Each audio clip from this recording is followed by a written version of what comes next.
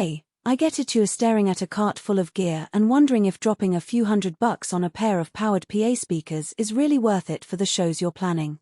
You've probably heard the hype about QSC's reputation, but you also know that a wrong buy can leave you scrambling for a backup mic or, worse, a subpar sound that makes the crowd tune out. Link is in the description if you want to check the product details on Amazon. Let's walk through what the K10.2 actually brings to the table so you can decide whether it's a smart move or an unnecessary splurge. First off, the K10.2 isn't just a box with a 2000-watt badge slapped on it, it's built around QSC's Class D amplification platform, which means the power gets delivered efficiently without heating up the chassis. In real-world gigs that matters because you can push the speaker hard for extended sets without fearing thermal shutdown. I've seen smaller venues where the engineer cranks the PA for a rock band's 3-song set, and the amps stay cool enough to keep the mix solid from the first chord to the last encore. That kind of headroom is a practical advantage when you're juggling a live band, a DJ, and maybe even a spoken word segment in the same night. What makes the K10.2 feel a bit like a mini-mix console is the multifunction digital display on the front.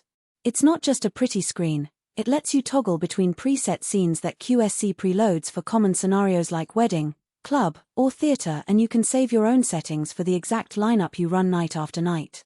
Imagine you're a house DJ at a community center. You set a scene for vocal-heavy karaoke, hit save, and the next time you walk in you're already at the right EQ balance and volume limits without hunting through menus. That kind of recallability cuts down on setup time, which is a hidden value you only notice after you've used the speakers a few times.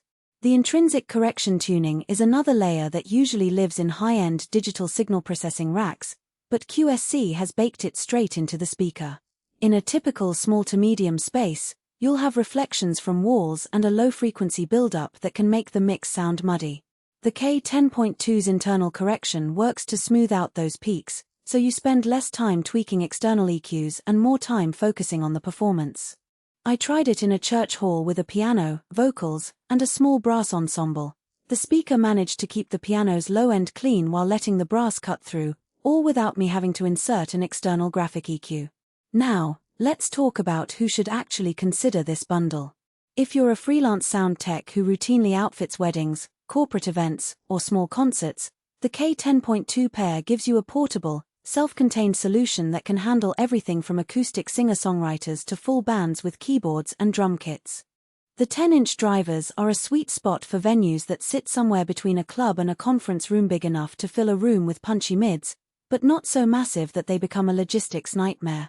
The built-in presets and scene storage mean you can roll from gig to gig without relearning the controls each time, which is a real time saver when you're on a tight schedule. On the flip side, if you're a hobbyist who only needs a speaker for occasional backyard barbecues or a bedroom rehearsal, you might be paying for capabilities you'll never tap. The power handling and internal DSP are overkill for a low volume setting, and you'll likely end up using a fraction of the headroom.